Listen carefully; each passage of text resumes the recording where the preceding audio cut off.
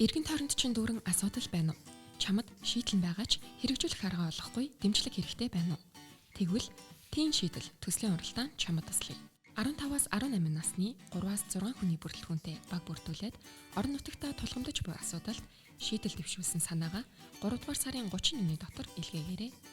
Материал ирүүлсэн бүх баг төслийн тухай ерөнхий ойлголт өгөх цахим сургалтуудад хамрагдана. Дараа нь анхны санаагаа сайжруулан илгээх бөгөөд шилдэг 10 баг дараагийн шатанд үлдэнэ.